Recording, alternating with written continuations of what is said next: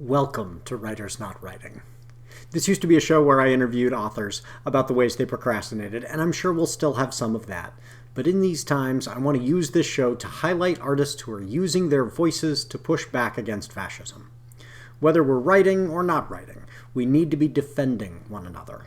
I'm Benjamin Gorman, your friendly author in exile, and the quiet guy behind the glass there is Doug the producer, who hitched a ride in my suitcase. I write novels and collections of poetry and stuff, and Doug does his best to make me sound better. Welcome to Writers Not Writing. You're going to enjoy today's show. And if you want a little more, become a patron of my Patreon, help me keep a roof over my head, and you'll get access to an ad-free version of the show with a bonus segment with each interviewee. Okay, here we go. If I take my time. Hail and well met, readers and reviewers. Welcome to Writers Not Writing. I am very excited about today's guest. I have Rebecca Wells Phillips. So let me tell you a little bit about her. Rebecca Wells Phillips is an indie author in Asheville, North Carolina. We were discussing before the show the beautiful weather there in Asheville, just moving into spring. Rebecca has published 3 books: Hating Self by Boo Black, Loving Self by Boo Black, and Butterfly Blossom by Rachel Bleu. She's now working on Hurricane Helene Resiliency After the Storm, Part 1, because she's still dealing with the storm's destruction in Western North Carolina. She recently republished Hating Self by Boo Black in hopes of reaching a larger audience. It's her autobiography, which describes her life in a predominantly white town in Tennessee and the feelings she had to overcome. So I have been very, very excited to have you on the show. Why did you choose to tell this story that is your story in Hating Self? How did that come about? Well, my entire life has been really centered and focused on the color of my skin and how others view me. It was just their way of thinking they knew who I was. And I was just tired of being just a color. And I'm more than that. And, my skin color is just a part of me. And I'm so much more than that. So I chose to write about my experience and the things that I went through so that people would see me as something more than a Black woman, a Black little girl. And I bleed the same color blood you do. So that's my goal, so that people will open up their eyes and be more open to people who are a different color, different nationality, different sexuality, whatever. Well, and I love this, and I'm so glad this book is out there in the world. But one of the tensions that I'm sure you felt and that is in the book is you want to be able to say to folks, I am more than the color of my skin, and also that doesn't take away the color of my skin. That's important to me too. And you hear people, Yes. white people, say, "Oh, I don't see color." Well, that's taking something away from someone else. It comes from this good place of somebody not wanting to be judgmental, but it is not actually helpful.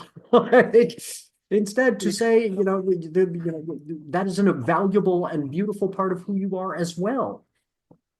Yes. Yes. It makes me feel like when people say they don't see color, that what I go through, it's all invisible to them. Right. Yep. I was taking a class on multiculturalism. This was like 20 years ago. And the professor was this wonderful Latina teacher. And one of the women in the class, white woman, probably in her, 50, maybe my age, maybe a little bit older, went off on this. I don't see color. If I could just, ignore color, that would solve all the problems. And the professor was like, my Latina heritage, who I am as a person, is important to me. And it was this remarkable moment. And luckily it was, it was a classroom setting. So it was a positive kind of environment for this person to have this realization, to kind of recognize, oh, this thing I've been taught to say is not actually kind, Yeah. Yeah. So what over the course of that story, how far does that one get? Because you've got, it's a 2-parter, right? That's correct. I originally wrote it for my family so that my child would understand where I was coming from and who I was. Because I married a white man and my child is mixed, but she looks white. So the story wasn't even supposed to be published. And then after my mother died about 4 years ago, I realized, well, actually, I published it in 2023. So I realized that I needed to share my experience with other people because it's not just about color. Like if you have a disability or anything that's different as other, it can help all of us deal with bullying, depression, self-harm, things like that. So I published it with that hope in mind that I could reach specifically teenagers before they disappeared or Yeah. thought about disappearing. And so Loving Self is more recent, it's more uplifting, it's where I am now. It shows how much I've progressed and learned to love myself and how important self-care is. So you can read the two books separately, but I would prefer, or I suggest, that you Yeah. read The Hating Self first and then go into my adulthood of Loving Self. Well, and what a beautiful framing to as a gift to your child. Like that is that's Yes. a, it's so important for us as writers to have an audience in mind, and here is this gift. This is what I want you to understand about the world, and then to realize, oh, there are a lot of other children who need this as well. They need this is not just my kid who needs to read this book. That's a great origin story for the book, Thank you. Oh, that's wonderful. So, we are living in a world where that kind of oppression that you felt is being magnified in so many different ways. In this Yes. kind of era of rising fascism, how have you been pushing back against that? How have you been dealing with that? Well, every day I do a live on all of my social media platforms. I'm on like 10. So that's the first thing is I open up and I say, be kind to others. You know not what they're going through. And that's one way because I want people to see me, but Hmm. also know that every day you can make a difference and you can be a voice for someone else. And so I do that every day. I post every day. It's not just about buying my books, it's about understanding why I write the books. And I'm also involved in some networking and stuff in local here in the Asheville area. And I just want people to see me, Yeah. see us, see, okay, that's a Black woman over there, but she's not the stereotypical Black woman. And no matter what the government says, I'm not violent. I can't be sent back to Africa because I would totally die in the heat.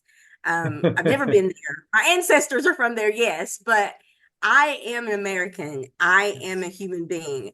That's the race that I belong to. And so my journey or my goal now is for people to see me and understand we belong here. This is our country. Mhm. And this is something that is so important that I hope our viewers and listeners understand is for so many people, living is resistance. Choosing to be visible is an incredibly Yes. important act of resistance. So thank you for doing that. And what a great thing for your subscribers and viewers to just wake up each day to, getting to see your face and hear, oh yeah, here is, you can a nice reminder daily to love yourself Yes. and love the skin you're in. I think that's fantastic. Yes. So where Thank can you. folks find that? Because I'm like, I need to sign up for that. Well, you can go on Facebook and it's under like Becky Wells Phillips. That's and I accept any requests for friends. I also do it on TikTok, and I think that was like at Rebecca.Phillips 53 or something. I'm on I'm on Instagram, Clapper. Oh my gosh. You're on I more than just I am. joined I think I'm Twitch. on 6, and boy, it's a lot. I just joined Twitch because this young guy in his 30s was like, you gotta be on Twitch. Oh my I'm still gosh. trying to figure that thing out. I've done like one or two lives, but I can't figure out how to record a video.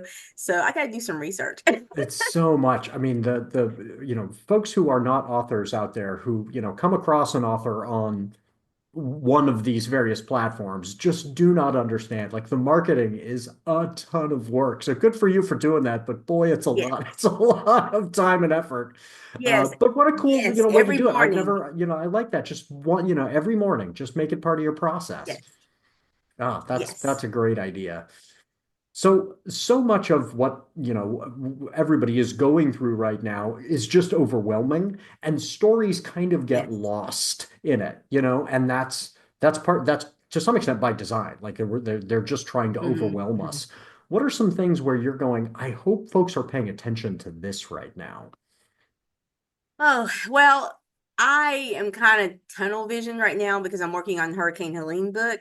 And so that is something I keep bringing up because I have people that I know are who are homeless.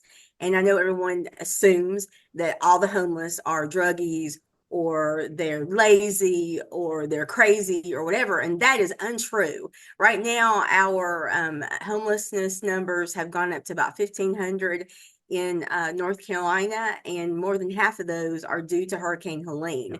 So I'm talking about Hurricane Helene, and I'm reminding people there are people just like you and me who are homeless, and all you are is one emergency away from Yep. homelessness. So that's one thing. And then also we have fires. We had like, I don't know, 11 fires at one time here in North Carolina. So I'm also giving them updates, and I've had to add wildfires to my Hurricane Helene book because the hurricane downed all these trees, which became kindling for the fires, and it's never ending. Yeah, but it's a really good illustration of the fact that, the storm goes out of people's memory, right? It's like, oh, this bad thing happened, therefore that was in the past. No, the effects are very much in the present, Yes, and they yes, compound. Here was this hurricane. It was yeah. terrible. There was terrible flooding. A lot of people lost their homes. It was really awful. And it doesn't just magically go away the next, once it's off Mm-mm. the headlines. And, wildfires, I mean, that kind of thing is a consequence of the storm. I hadn't even thought of that, but that's a really important thing for folks to think about as one builds to the next. So the houselessness crisis, I think that's so valuable that you are letting folks know, because I agree. I think a lot of people see somebody who is homeless and they're like, oh, what have they done wrong? Rather than what bad thing Mm-hmm. happened to them that put them in this circumstance, and recognizing I'm really close to that myself. What are some ways that people can be supporting people who are houseless in North Carolina? Well, we have different organizations. A lot of the churches, any church, if you gave them a donation, they would be able to disperse that to people in need. The one association I've been really pushing is Beloved Asheville. It's capital BE, capital LOVED, and they actually give money straight to the victims, and there's not like a lot of paperwork and things Yeah. that you have to go through. Also, this one lady that I've been trying to help, her name's Brittany McCarson. She has a GoFundMe account, and she's been homeless since the hurricane hit and been living in her car and in hotels. The vouchers are over with. I paid for 2 nights at the hotel. I think she's going to be living in her car starting tonight. So you can look on good on GoFundMe for anybody saying Hurricane Helene, and that would help greatly. And But the I'd like yeah, for people to even write letters to the yeah, government because we thought that the best thing they could have done was have a moratorium on rent during the hurricane, because even afterwards companies couldn't work, everything was flooded, but people were still wanting their rent and their mortgages paid, and that's how Brittany lost her home, is because she couldn't work, therefore she didn't have the income, and the banks foreclosed or whatever on her home. So that's we need the government to make a change, and we need intervention. And if people can write letters and stuff in support of people like that, that would be even better. But money's always the first thing that we would ask for, and you can find anything on GoFundMe regarding Hurricane Helene. And just also know that Hurricane Helene actually touched 7 different states. My book is only focused on North Carolina because it was way too much yeah. information. I just Oh, couldn't yeah. do that. But this is part one. So part two may be Tennessee, South Carolina, Georgia, Florida. I also am hoping to put in a focus on homelessness in my part two of Hurricane Helene. So, Yeah. Oh, well, and I think, and oh yeah, couple of points you made there are so important for people to recognize. Part of that kind of othering that we do around people who are houseless is, once you have decided in your head, oh, this person is bad in some Hmm. way, a lot of Yes, institutions then say, okay, so donate money to us, but we're not going to distribute it directly because we're trying to give it to the good people and not the bad people. And yes, direct cash payments, this has been found in every bit of research ever done on addressing poverty. Direct cash payments are the most effective way. Don't give a yes, cut to a CEO. Give the yes, money to the people who are in need because houseless people are not bad people. They will make good decisions for themselves and they are the experts on what they need. And somebody who knows, I need a yes, night in a hotel, or I need a tank of gas, or I need a meal, knows yes. that better than somebody who's going, do you need a hotel voucher or a tank of gas or like, Oh, yes, just give them the cash. They can make those yes. good choices for themselves. So I think that's really valuable. And I think the other thing that it illustrates is a fundamental problem of governance.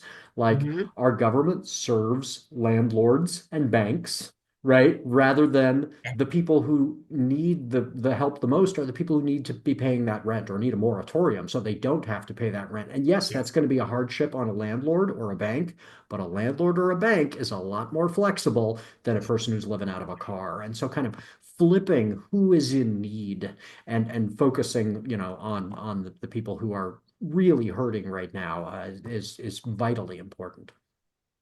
That's yes, and on my book, Hurricane Helene, a portion of the proceeds will be going to victims, and the people who I interview will be first on the list to receive any of the funds. oh, So that's I'm hoping to wonderful. help that way also because I need money to pay for my printing expenses and the Right. expenses of the book, but I also feel like I can do more, and that more is actually giving and sharing a portion of the proceeds. And what a cool thing, what a cool experience for the reader to know, hey, by purchasing this book, I am helping these people I'm reading about and coming to care for. So, like Yes. I think that's the fact that it is going directly to those people in the book. That's really Hmm. cool. And I encourage folks, get your copy, check that out, and you will get to contribute in that way. That's wonderful. So I can And imagine that's that all of August. okay, so that's this August that comes out. Okay. Yes. Yeah. So well, Yes. and I'll we'll post links to you so folks can then find that when that comes out in August. That's but what a that's a great way to get those funds to those folks. So I can imagine all of this is to some extent depressing, overwhelming. This is a lot for you to be Yes. dealing with. So when you need a Yes. distraction, when you're saying I need to step away from all of this, what has been a good, helpful, bit of self-care for you lately? Well, I used to read, but Right. because Yes. I do Oh so my much gosh. I hear that so much. writing, I used to be an English teacher. I was an English teacher for 21 years. And one of the things we would always laugh about amongst the English teachers is we went into teaching, literature because we love literature and we never had time during the yes, school year to read a book. So I totally hear you. yes, yes. So I have turned to podcasts like yours Yeah. and networking events because I'm a big people person, and even though talking about Hurricane Helene is hard, I feel like it's meaningful. And then I also just like to be around people. So those are ways for me to pull myself back into reality and kind of back away from the sadness. Yeah, but it's nice. It's nice because it is kind of double duty. Like, okay, I can listen to this podcast about these people, and it's also research. Yes. that's good. But Yes. yes, yeah, I am a. So, are there any particular podcasts you would want to shout out to folks that they should check out that you've been enjoying lately?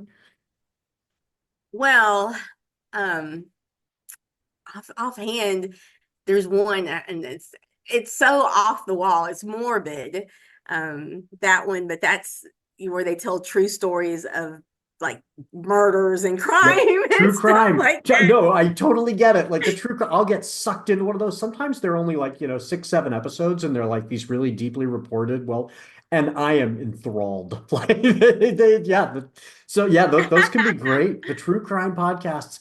And I always warn people like to watch out for the fact that these stories can be so awful that you start to like get this Mhm. impression like they affect us psychologically to where you're like looking over your shoulder like, is Yes. everybody around me a psycho murderer? Like, no, these are Hmm. vanishingly rare. You are very, very safe most of the time, but they are very Most entertaining of the time. shows. Yes. Do you find that you find it like getting to you where you're like, what's up with this? These people are out there. I'm kind of I'm a little sick person because the books that I read mostly were about such things. I also enjoyed watching Forensic Files and Yes. all those true crime shows. So, no, I don't get paranoid. I just know things I probably shouldn't know. Like I told my husband one time, which I've separated from my husband, but I told him, I said, you know where the best place is to hide a body? And he was like, what? And I'm Right. like, and he's like, no. And I said, what you do is you go to an old dilapidated house that has a septic tank, and no one is going to go inside the septic tank. Yeah. And what was his So reaction to your your insight? he just looked at me like I was crazy. Because I'd already previously told him that, man, that arsenic, the rat poisoning, man, it's hard to detect, and all this stuff. So Oh, I love it. yeah. Oh, that's too funny. My wife is very much into like true crime kind of stuff. And we've now moved to Barcelona here in Spain, which is a very, very safe st city, like statistically compared to any place in the United States. And yet still, like on TV, they're like, there was a crime committed. And I'm like, and so the people here are like, crime, crime. And I'm like, you have no idea how safe you are here. It's very safe. But then I have to like step back and go, white male privilege, like I can walk down an alley in the dark and and so we'll be walking around the city and I'm like, oh, let's take this shortcut. And she's, watched all this true crime. She's like, that's a murder alley. You know, Exactly. that's just, I have to check myself occasionally and go, oh yeah, she's right. She knows more about this than I do. I have never had that life experience of being a woman walking around a strange town in a foreign country. That's, um, No, I'm just thankful that I'm not athletic because I would not want to be out running. Because how many women have been kidnapped running? Jogging. Yeah, it does. You see it at the beginning of a movie, somebody's jogging and you're like, uh-oh, something bad's gonna happen. There, yep, Yeah. that's absolutely. Okay, so I've been excited to have you on as an author to engage in this. I'm doing this thing where on the show, to get people to keep coming back each week, we are telling this long Mhm. form kind of fantasy story.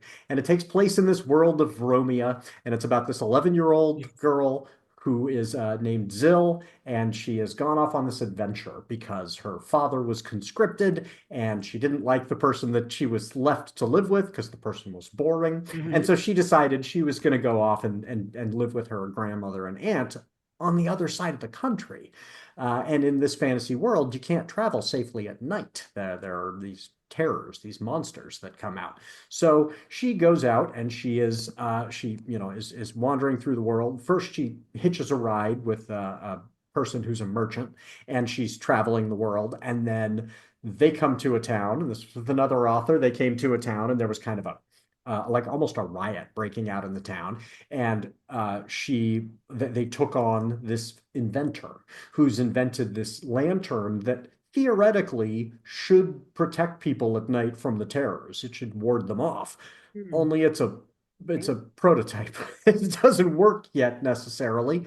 And then on their way out of that town, getting that guy out of town, they came across somebody who wants a piece of that lantern back and was demanding it Mhm. back. Well, if that person had taken it back, they then have no lantern, and now they're going to be out at night. And so where we left off last week, was Zill now is with this merchant, this inventor, and this kind of competing inventor, and they have to agree to stay together to camp for the night, knowing if this, we can't go to sleep. Somebody could steal this lantern and we're all Mhm. then, out here.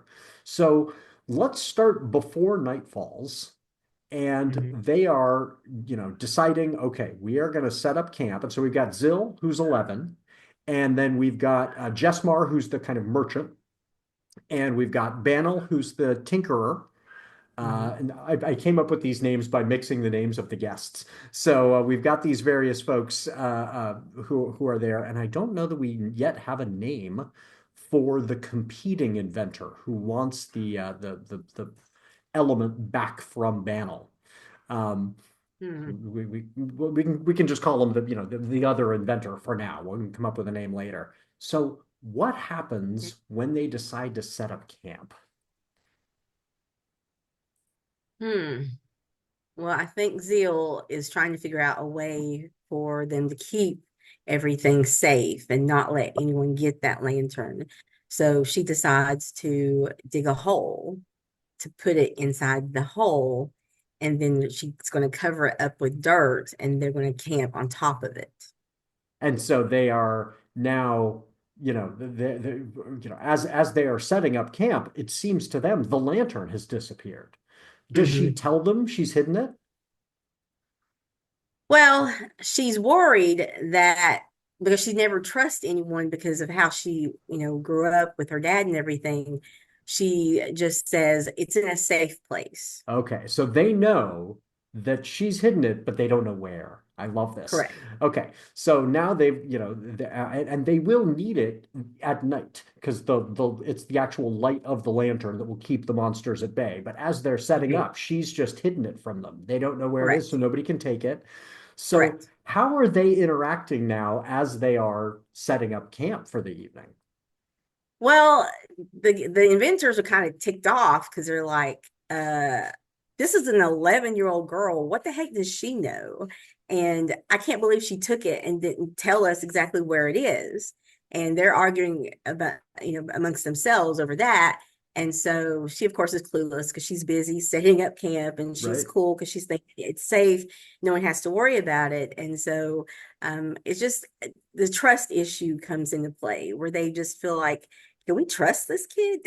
Right. Oh yeah. No, I love that. So their priorities now. They're setting up camp. They've got these wagons that, and so the other competing kind of inventor came down the road in a wagon. So we've now got two wagons that they've got together. And the wagons are Hmm. designed in such a way that people can sleep in them and be safe at night as long as there is light. What keeps the terrors away is if they are exposed to light, they kind of just shy back. And so Hmm. all the homes and wagons and everything in this world are built with like a layer of windows around them, and you burn some, you Yes. have a furnace or whatever in your house, and the light keeps the terrors from coming in or over the top or whatever. They can't, there's no way to get around light, right? So they stay away from you. So they've got Right. these two wagons. How do they arrange themselves for sleeping? Because they've got two wagons and four people, but one of them has just confronted them. Does the new inventor just stay by himself in the other wagon, or do they do two and two, or how do they arrange themselves for the evening? Man, this is a hard hard thing because in my mind I keep hearing fire, the importance of fire, like you were Mhm. talking about the light. And I want to say that she, the 11-year-old, decides to build a fire around them. But I'm trying, like how the firefighters are using in the brush fires and stuff. Oh, You burn around to keep anything from burning in past that line. So that's what I'm thinking she's doing so that it'll go around the two wagons, which will be side by side. And then that way she doesn't really have to undig the lantern because the burning fire is going to keep everything at bay. which is important because one of the inventors knows his invention is just a prototype. It wouldn't work anyway. And so that which Ah. hadn't been established yet, but I love this. Let's go with that. So he knows he's not fighting back. She's going, let's not use the lantern. Let's just go traditional and have a fire ring, and that will protect Mhm. us. And the one inventor who they thought had the kind of magic solution is going, yeah, I think that's a good idea. Let's go with let's go with what we know works, right?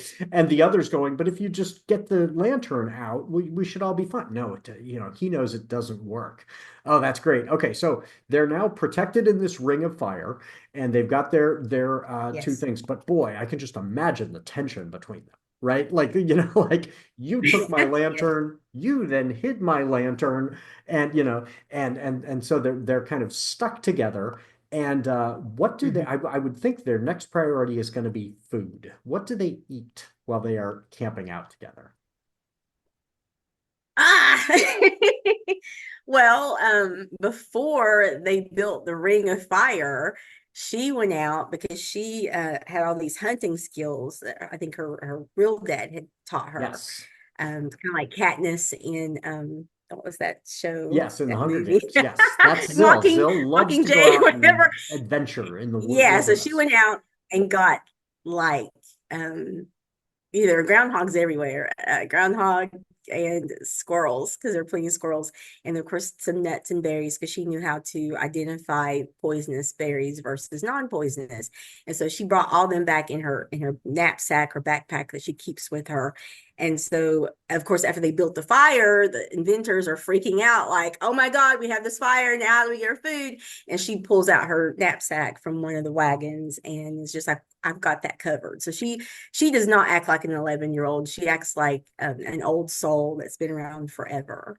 And I love this because this is geographically, this is the plains, and she's coming out of kind of the hill country and into the Mhm. plains. And so groundhogs are perfect. Like that's what there would be. I'll come up with some fantasy variation on groundhogs. But yes, there, so she's able to find some kind of native, mammalian food, item. She's the most capable. And the adults are all Yeah. bickering, and the 11-year-old's like, I did bring us dinner. I've got us food. We're going to be okay.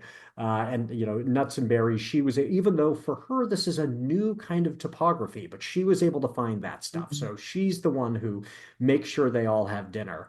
And they've got their, they're sitting around for their dinner, and the next decision they will have to make is, how are they, do they trust one another enough to go to sleep? And I think that's a good place for us to stop. So that'll be our to be continued, is, do they go to bed? Do they all go to bed? And what happens? And we'll find out next week. So that's excellent. Thank you for this. See, so we'll just keep adding to this Thank, story. I love it. Um, thank you. okay, so let's go to our commercial break. But when we come back, I'm going to ask you what you've been daydreaming about lately.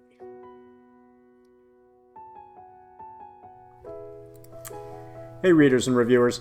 I want to put out an all call for guests who are fighting back against fascism. If you know an author or artist of any kind who is using their art or their platform to push back, especially if they are doing so in an interesting way that deserves more attention and support, share this show with them and encourage them to email NotAPipePublishing at NotAPipePublishing@gmail.com, and we'll get them scheduled.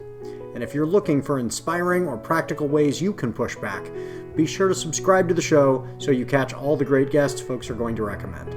See you here each week.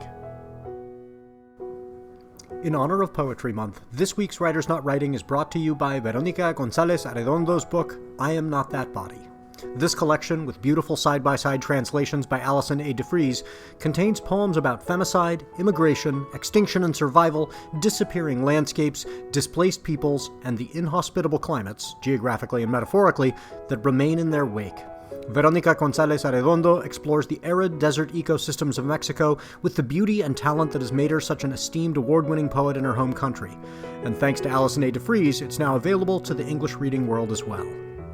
I Am Not That Body bears witness to the plague of gender violence in Mexico, sublime in its masterful use of religious imagery, metaphor, and concise, almost staccato lines. I Am Not That Body is a necessary and timely read for understanding the recent wave of protest against femicide in Mexico, writes Edwin Alanis Garcia, author of Galeria. Rarely has a poetry collection been dedicated to femicide in its many ugly shapes facing migrant women in their journey to reach the U.S.-Mexico border. Through haunting imagery and gripping lines, these poems render visible and audible the victims of femicide, invisibilized, silenced, but never erased from collective memory, writes Gada Murad. Get your copy wherever fine books are sold, and get 10% off your whole order at the NotAPipe Publishing store using the coupon code SHOWFAN. You deserve a vacation. How about a trip to a dude ranch on a colony planet? Or a journey to a universe where wizards call lightning down from the sky and calm rumbling volcanoes? Or a holiday tour of the major cities of Europe with vampires and werewolves and witches as guides?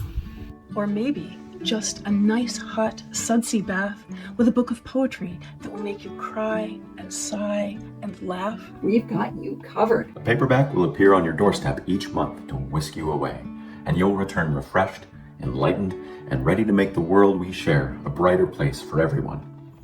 Or if you prefer, you can sign up for a quarterly subscription and get 4 YA titles, 4 adult titles, or 4 collections of poetry per year. Plus, you'll get book club questions from the author before you start the book, and an interview with the author afterwards. So, if you are in a book group or want to start one, this is everything you need in a kit. Will we occasionally throw in some extra surprises just to say thank you to our members? Of course. You can also give someone their very own membership with all of the rights and privileges pertaining thereto. So, find a reward level that's right for you. And share this with your friends. Join the Indulge Your Shelf Book Club today. Your bookshelves deserve a little pampering.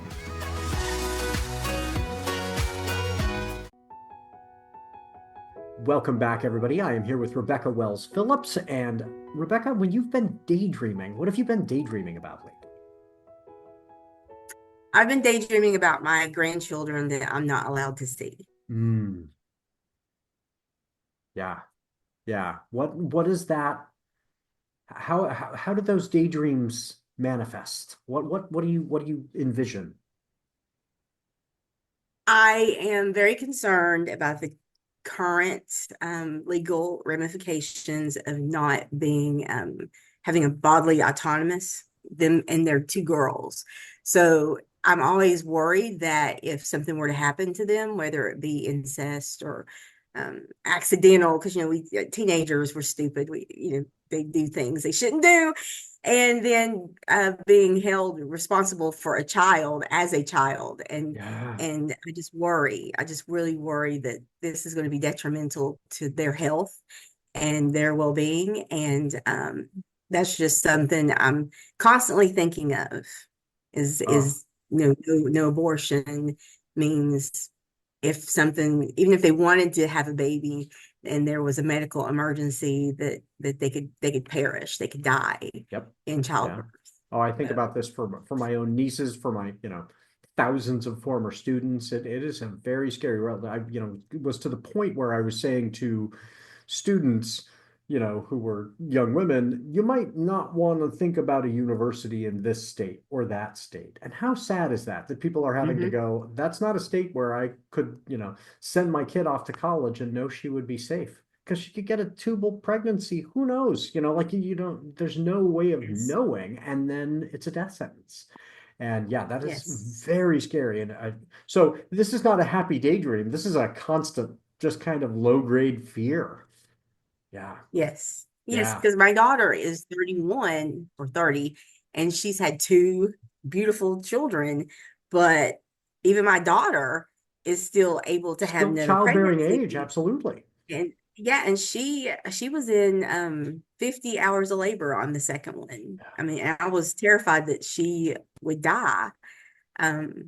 So it's an everyday thing. I think about all the women, all the little girls, because anything can happen. It doesn't have to be detrimental. It could just be you married your husband and you both decided to have a child, and then due to some genetic problem, the child doesn't have a skull or a piece of the brain is missing. And, whenever she comes in, she's going to either be stillbirth or she's going to pass soon thereafter. And no one's thinking about that. Because that's pain. That is painful. I think there are folks who think of the abortion issue as this policy issue divorced from people's actually lived experience. And they're going, I wish people wouldn't make that choice. And I'm going, you don't know every circumstance in which somebody is having to choose that. And everybody should get to make that choice on their own, because none of us want to live in a world where we're saying, sorry, this person has to simply die because they're doing something I don't like. That's just, but I think that is, that's hard for some people to see. Yeah. Yeah. And I know it's not a happy thought, but I've always been old. I was born a young child, but my parents were in politics, so they taught me to be an adult from the get-go.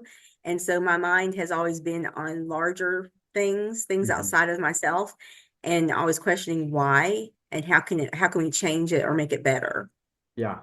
And that, I think that framing, how, not just how can this be big, but how can this make things better for people, for others, that's a great, kind of parenting mechanism for everybody. Be teaching your children to think about improving the world for everyone.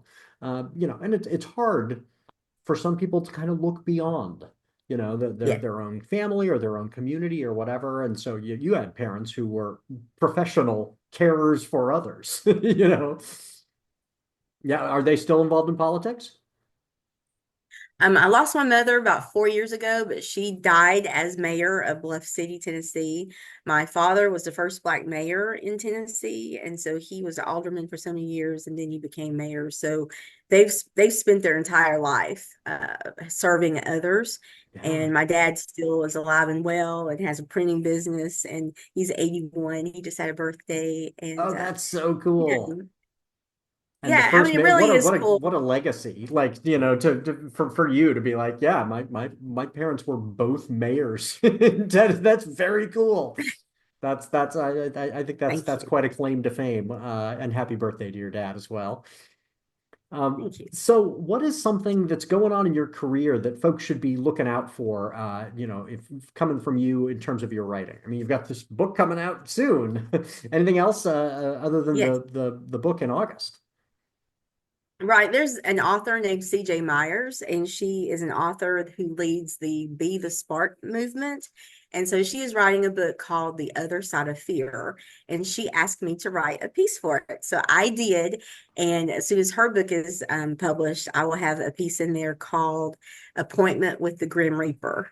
And so I hope people will check that out. Yes. When does that come out? I don't know. Yeah. I don't know. And that's very normal for us. Often as authors, we're like, I don't know, at some point in the future. But congratulations on. Yeah, plus Isn't it rewarding when asking. She's somebody asking. comes to you as a writer and says, "Hey, I know you're a writer. Will you write something?" Like we do so much. Like, please Yeah. check out this story I wrote. Please, and when somebody finally comes to you and Yeah. goes, Rebecca Wells Phillips, she can write. Let's get a piece of hers in here. That's pretty cool. I know. I was so excited. We had met at an Alignable event, networking event, and she was most interested in my book, Hating Self, because she works with youth and teenagers about journaling their pain. And she actually created a journal specifically for kids that are dealing with Hurricane Helene. And so when we met, that was her first thing. And I gave her my last copy of Hating Self by Be Black and signed off to her. And then she started asking me if I'd be willing to write a piece for that. He's actually getting a compilation from different authors because we all have fears. Oh, yeah. And so it's either about overcoming that fear or something that you're still working on. So, I was mind blown when I should be focused on my Hurricane Helene book. I took the time because she was like, I got to have it by, she gave me a deadline like May 1st. And I was like, okay, Hurricane Helene, we're just going to put you over here to the side. Yep. Oh yeah, but that's great. So that we keep an eye out for that coming. And then Hurricane Helene Resiliency After the Storm Part 1 comes out in August, right? Yes. Yeah. Correct. So we will keep an eye out for that. That will be that's exciting. And do you have a sense of how long it'll take you to do Part 2? I mean, that's a big question, right? Well, my goal before the storm, right? Because September 25th was my 31st wedding anniversary. And the day that was before Hurricane Helene hit, I had just finished writing Butterfly Blossoms by Rachel Bleu. And all these voices, don't say I'm crazy, but all these voices were like, publish it now, publish it now. And so I had been publishing on Amazon.com. So I was like, okay, I don't know what the rush is, but let me just get this sucker out. So I got it, hit the button, published. Then Hurricane Helene hit Florida on the 26th, and then Friday 27th was when all heck broke loose, and flooding, no electricity, no water, no internet, no communications, all that stuff. And I was thankful that I had listened to the voices. Yeah. But the next step was taking Butterfly Blossoms into the future and I was going to turn it into a young adult because I had sexual content in Dragonfly Passions that could not be presented to young adults. So Dragonfly Passion is supposed to be the follow-up and its cleaner version moving forward. And so I started writing it.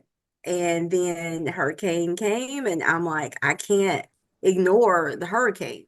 Right. So now Dragonfly Passions has been pushed off to 2026. So for you to ask me about part two, I had no idea. I had no idea.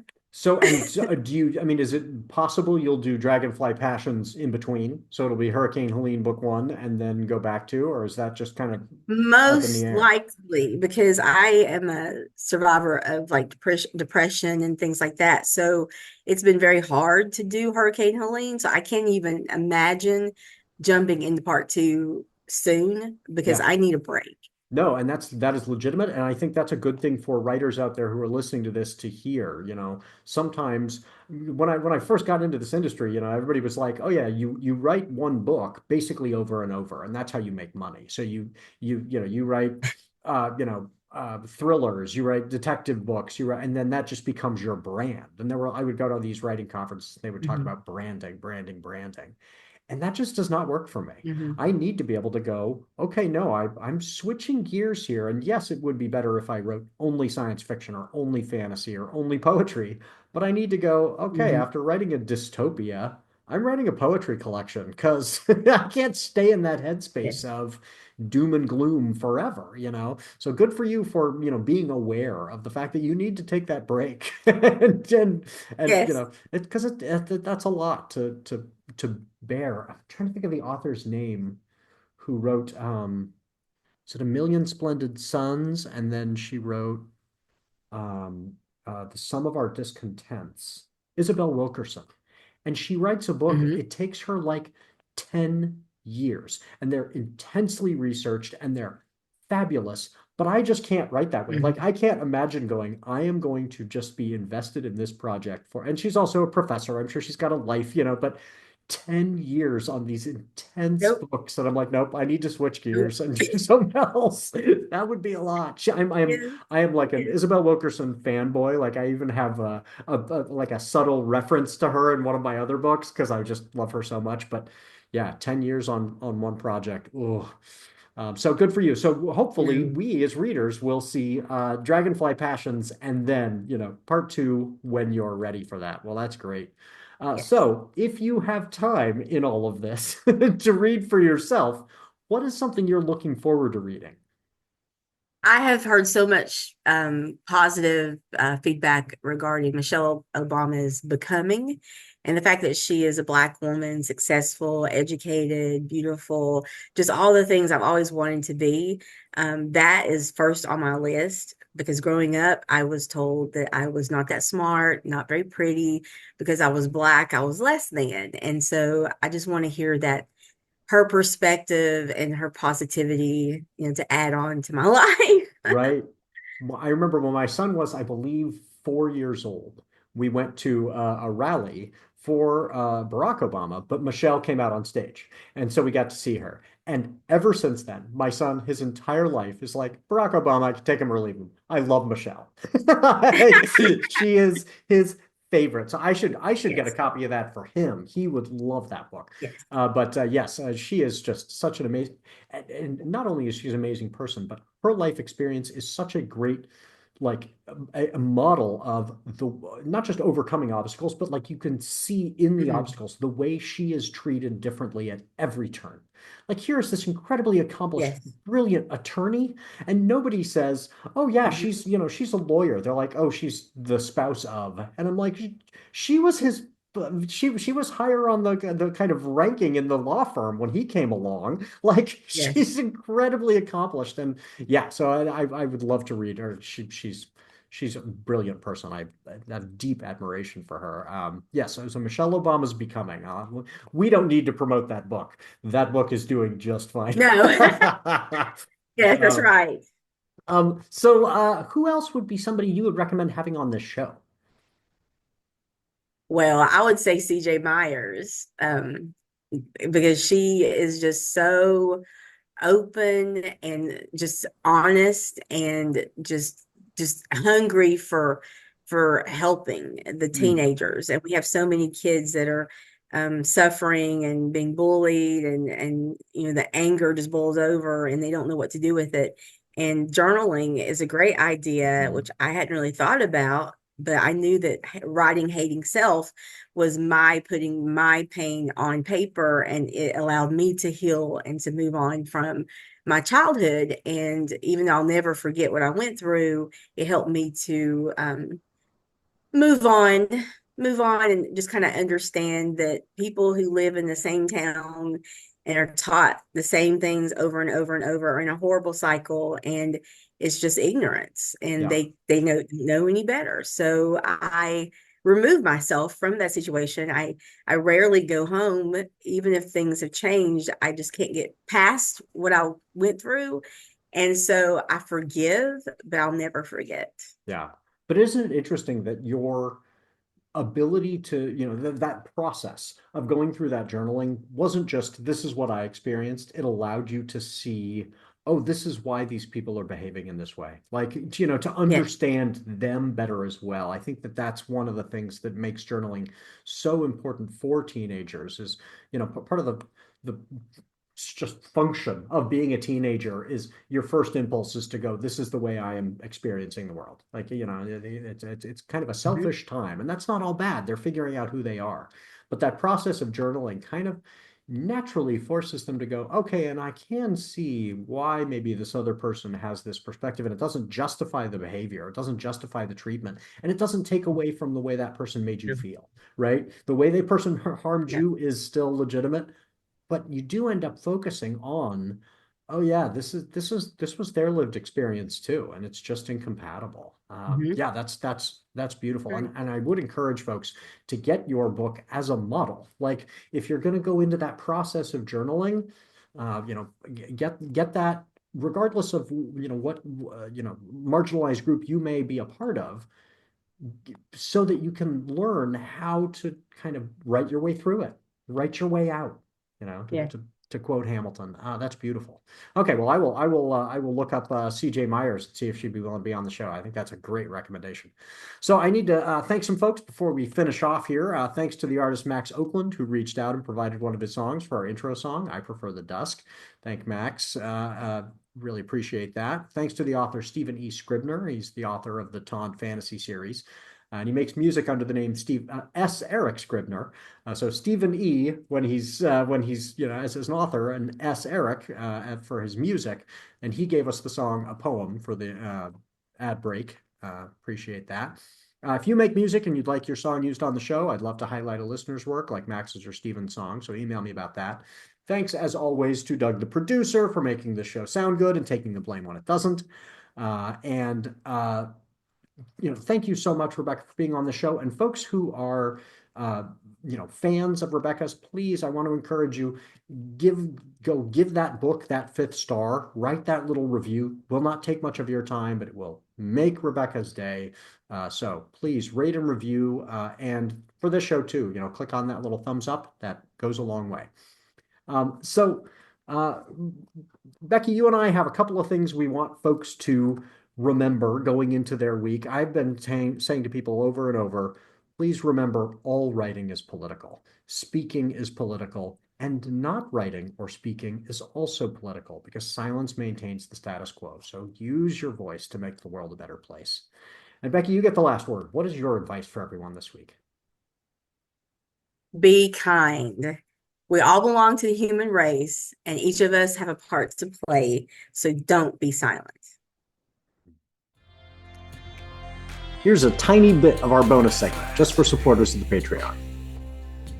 People assume that as a Black person that I played a sport. And I would like to be able to say, when there's someone says, what sport do you play? I can say, I can't walk and chew gum at the same time. So I never played a sport. I tried multiple times. And the funny thing is that I have a relative, my mom's brother, his daughter had a son, and that son is LeBron. So I had no idea, cousin wise that how that falls in, but I am related to LeBron James. That's cool. And yeah, it does not mean you are athletic or in any way obligated to be involved in any kind of sports.